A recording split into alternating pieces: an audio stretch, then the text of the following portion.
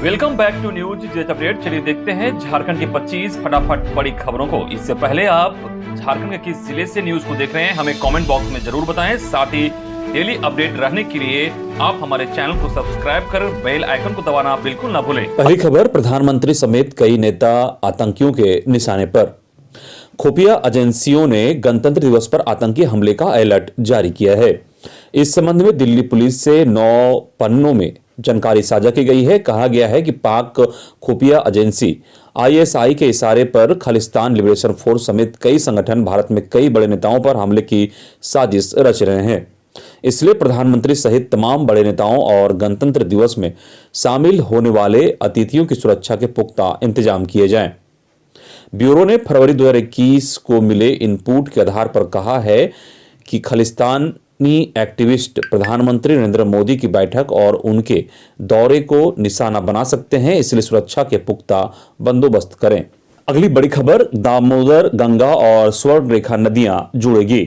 खबर दुमका से है, जहां भारत की नदियों को जोड़ने की परियोजना के तहत गंगा दामोदर स्वर्ण रेखा लिंक की व्यवहार्यता रिपोर्ट पूर्ण हो गई है और अब इसकी डीपीआर तैयार की जा रही है।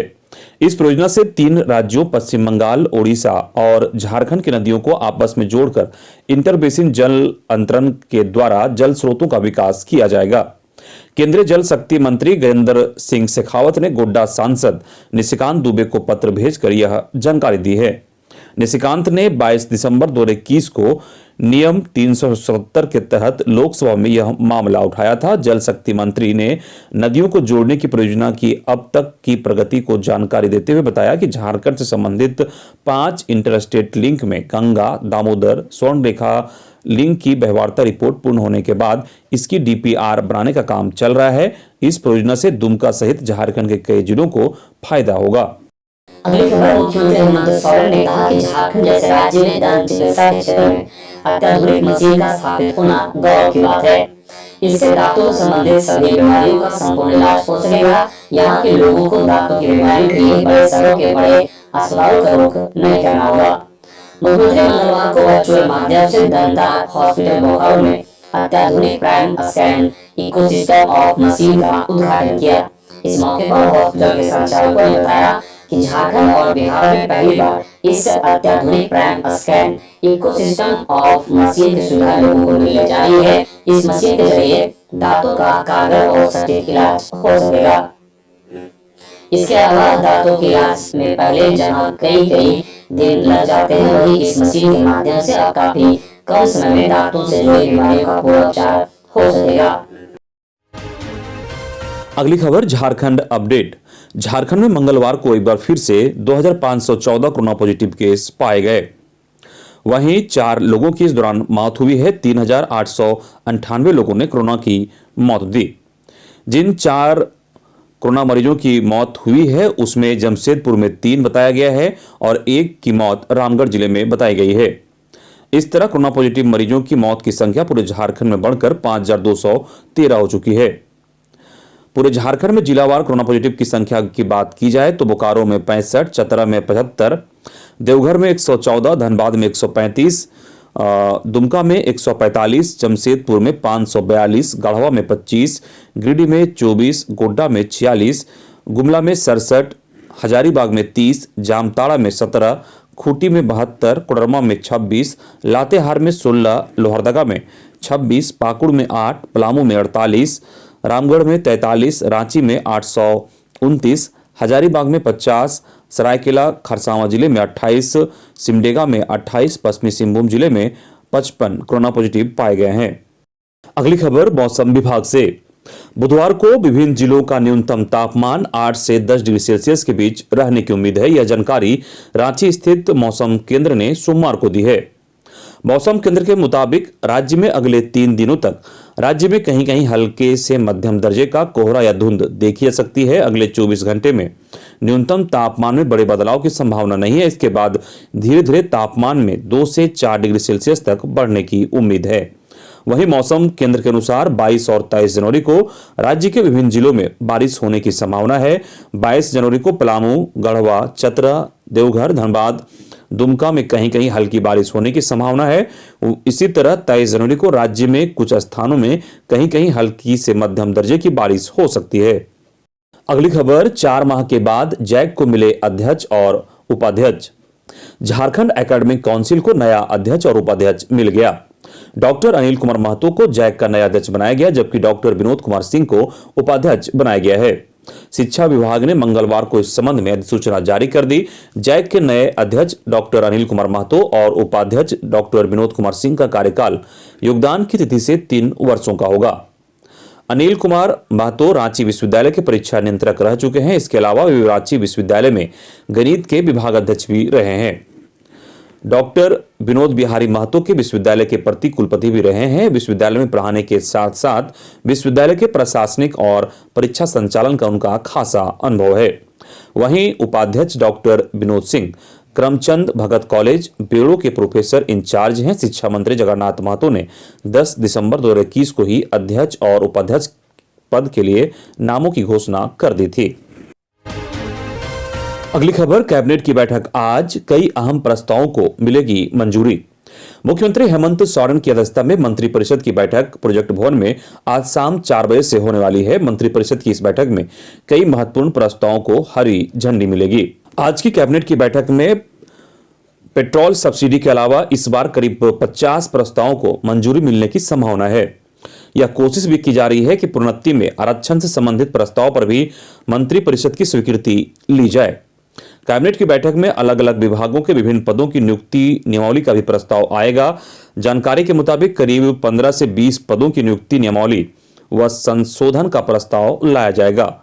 इनमें झारखंड के मान्यता प्राप्त शिक्षण संस्थानों से 10वीं और 12वीं की परीक्षा उत्तीर्ण करने का संशोधन किया जाएगा। पर्यटन नीति, खेल नीति भी लाई जा सकती है।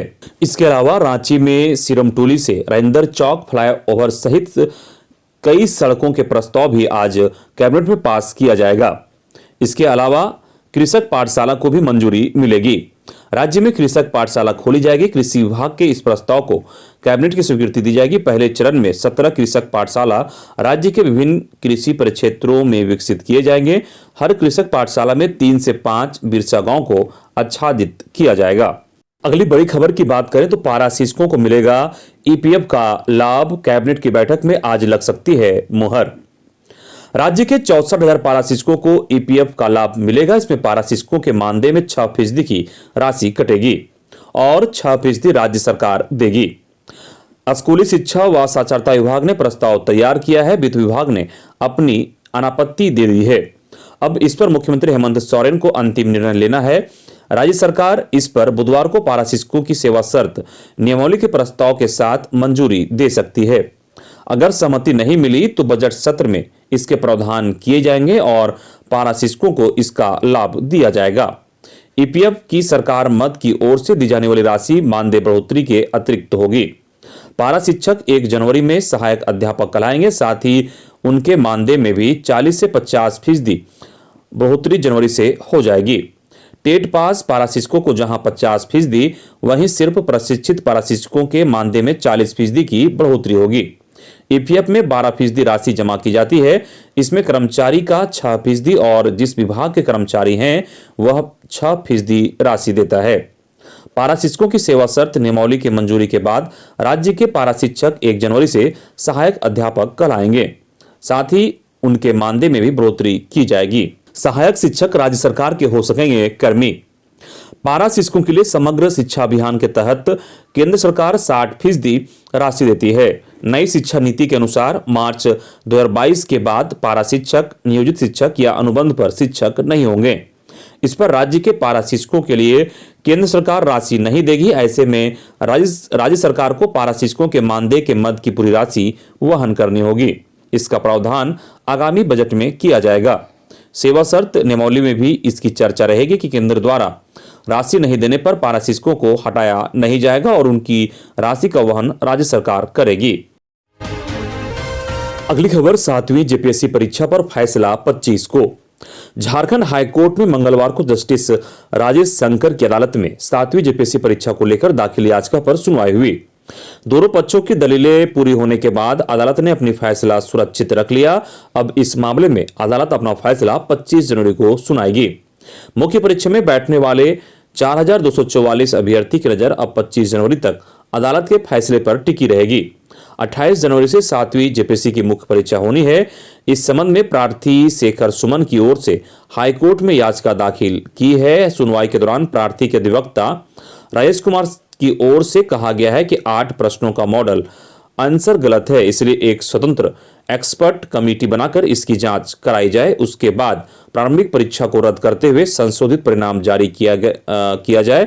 वहीं सुनवाई के दौरान जेपीएससी अधिवक्ता संजय पिपरवाल व प्रिंस कुमार सिंह ने अदालत को बताया कि कुछ मॉडल आंसर गलत भी हो जाते हैं तो यह सभी अभ्यर्थियों के लिए होगा, न कि सिर्फ एक अभ्यर्थी के लिए। अगली खबर, जेएसएससी सीजीएल परीक्षा के लिए कोटा के सिलेबस में बदलाव, उम्मीदवारों को संशोधित सिलेबस का इंतजार। झारखंड कर्मचारी चयन आयोग ने कंबाइंड ग्रेजुएट लेवल परीक्षा की आवेदन भरने की तिथि प्रारंभ कर दी है। इस परीक्षा के लिए जनजातीय और क्षेत्रीय भाषा में से कोटा के सिलेबस को बदला गया है। संशोधित सिलेबस कार्मिक विभाग की ओर से झारखंड कर्मचारी चयन आयोग को भेज दिया गया है, परंतु आयोग संशोधित सिलेबस को अब तक जारी नहीं किया है।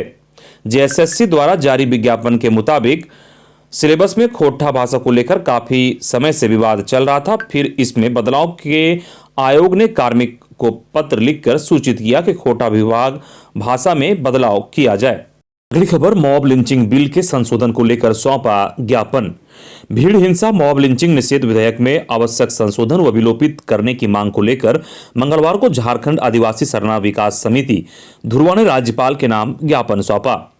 इस संबंध में समिति के अध्यक्ष मेघा उरांव ने बताया कि मॉब लिंचिंग कानून में जाति, धर्म, लिंग, वंश, नस्ल, आहार, व्यवहार, शिक्षा, स्वास्थ्य, पेयजल, परिवहन सेवा, तिरस्कार करना, अपमानित करना, धमकी देना, हिंसा कृत्य में सहायता करना, चाहे वह इस अधिनियम के अधीन अपराध की श्रेणी में आता हो या नहीं, कई ऐसे बिंदु हैं जो कहीं से भी उचित प्रतीत नहीं होता है। इस कानून से जनजातीय समाज की सामाजिक व्यवस्था पूरी तरह से छिन्न भिन्न होती दिख रही है। अगली खबर की बात करें तो वैज्ञानिक आधार पर स्कूल को खोलने की मांग डॉक्टर रामेश्वर उरांव ने की। झारखंड के वित्त तथा खाद्य आपूर्ति मंत्री डॉक्टर रामेश्वर उरांव ने कहा कि कोरोना संक्रमण काल में वैज्ञानिक आधार पर स्कूलों को खोलने का निर्णय होना चाहिए। इस बात का ध्यान रखा जाना चाहिए कि बच्चों की पढ़ाई बर्बाद न हो। उन्होंने कहा कि विकास की पहली सीढ़ी शिक्षा ही होती है और इस बात के पसदर है कि उचित समय देखकर स्कूलों को खोलने का निर्णय लिया जाए। डॉक्टर उरांव मुख्य अतिथि के रूप में मंगलवार को रांची के लोअर चुटिया स्थित HM पब्लिक स्कूल में मेगा रक्तदान सह निःशुल्क नेत्र जांच शिविर का उद्घाटन समारोह को संबोधित कर रहे थे। अगली खबर, 4 साल तक चली प्रक्रिया रिजल्ट से पहले विज्ञापन कर दिया गया रद्द। जेपीएससी ने राज्य में 143 APP की नियुक्ति का रिजल्ट निकालने से पहले विज्ञापन रद्द करने का फैसला लिया है। आयोग ने राज्य सरकार के निर्देश के आलोक में ऐसा किया है। राज्य सरकार ने उक्त विज्ञापन में ESW कोटा को आरक्षण देने का जिक्र नहीं रहने के कारण आयोग से प्रस्ताव वापस मांग लिया। गृह विभाग के पास APP की और रिक्तियां आ गई है। अब सभी एक साथ जोड़कर नियमानुसार आयोग को भेजा जाएगा। अगली खबर की बात करें तो राज्यपाल से मिले पिछड़ा वर्ग आयोग के सदस्य, झारखंड राज्य पिछड़ा आयोग के सदस्य सह मूल सदान मोर्चा के राष्ट्रीय अध्यक्ष राजेंद्र प्रसाद ने मंगलवार को राजभवन में राज्यपाल से शिष्टाचार भेंट की। उन्होंने राज्यपाल को 9 वर्ष की शुभकामनाएं और स्वस्थ जीवन की कामना करते हुए बधाई दी। उन्होंने राज्यपाल को राज्य पिछड़ा वर्ग आयोग के द्वारा पिछड़ों के हित में किए जा रहे कार्यों के संदर्भ में जानकारी दी। आयोग के सदस्य ने यह भी बताया कि राज्य में पिछड़ों को 36 से 50% आरक्षण देने की अनुशंसा राज्य सरकार से की गई है। उसमें सरकार को यह भी बताया गया है कि राज्य में पिछड़ों की आबादी 55% है। झारखंड के मूलवासी सदानों की दशा और दिशा के संबंध में भी राज्यपाल को विस्तृत जानकारी दी। अगली खबर, परीक्षा नियमावली स्थगन आदेश नहीं किया गया जारी। झारखंड में सिपाही के से सीधे दारोगा बनाने को लेकर होने वाली सीमित विभागीय परीक्षा नियमावली को खत्म करने पर पुलिस मुख्यालय व गृह विभाग की सहमति के बाद भी आदेश निर्गत नहीं हो पाया। इस वजह से सीमित विभागीय परीक्षा नियमावली खत्म नहीं हो पा रही है। ऐसे में झारखंड पुलिस एसोसिएशन के अध्यक्ष योगेंद्र सिंह व महामंत्री अक्षय कुमार राम ने इस पर मुख्यमंत्री हेमंत सोरेन से नए सिरे से पत्र लिखा है।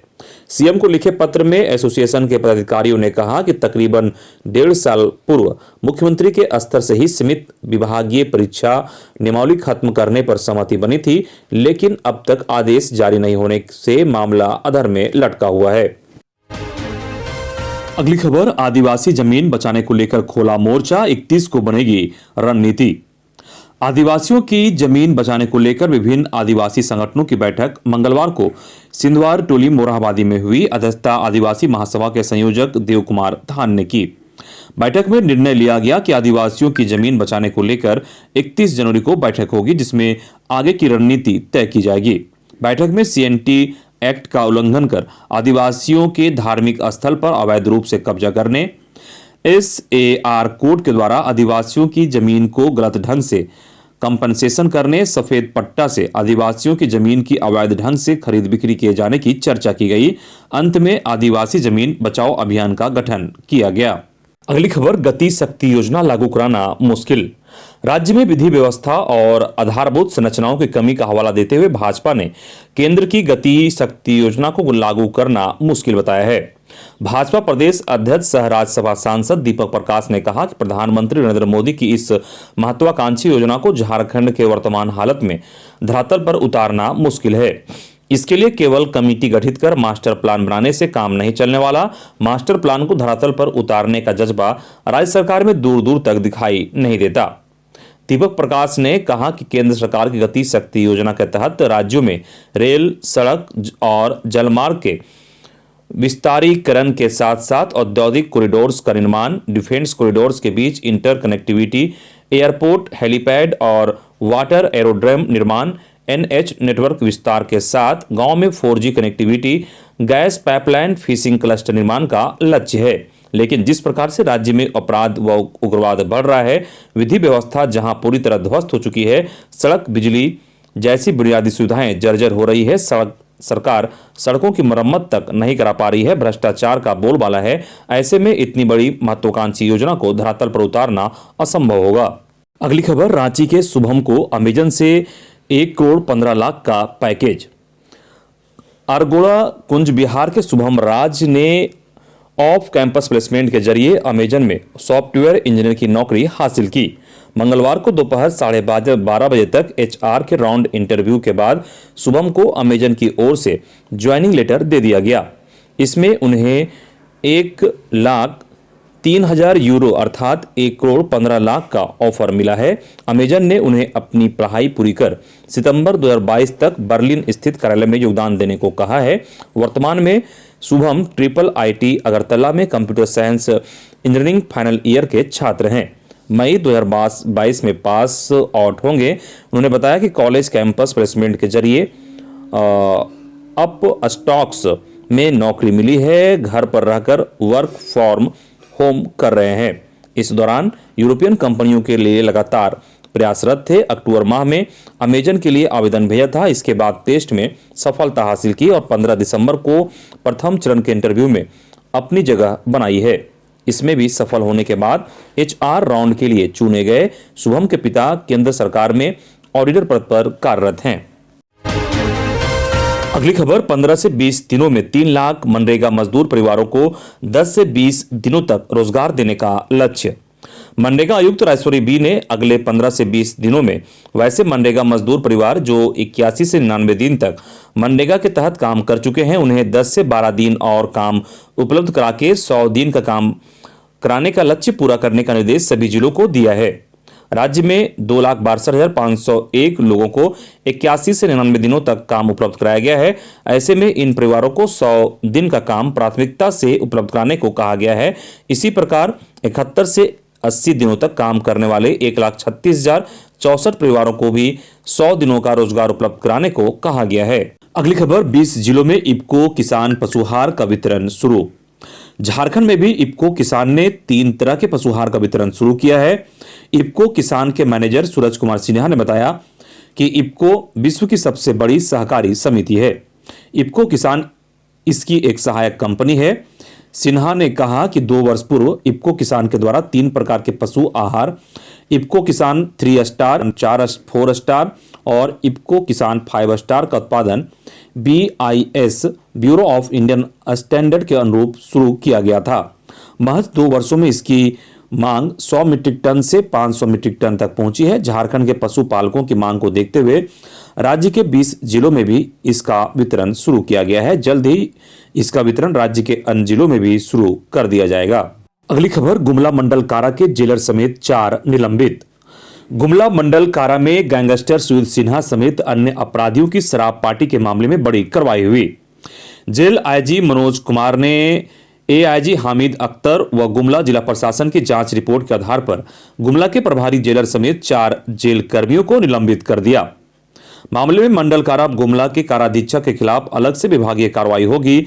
जेल IG के आदेश पर अनुबंध पर कचपाल के पद पर तैनात 2 भूतपूर्व सैनिकों का अनुबंध समाप्त कर दिया गया है। वहीं जेल में पार्टी करने वाले सुजीत सिन्हा का तबादला प्रशासनिक आधार पर केंद्रीय कारा दुमका कर दिया गया है। 3 माह पूर्व ही सुजीत को धनबाद कारा से गुमला भेजा गया था।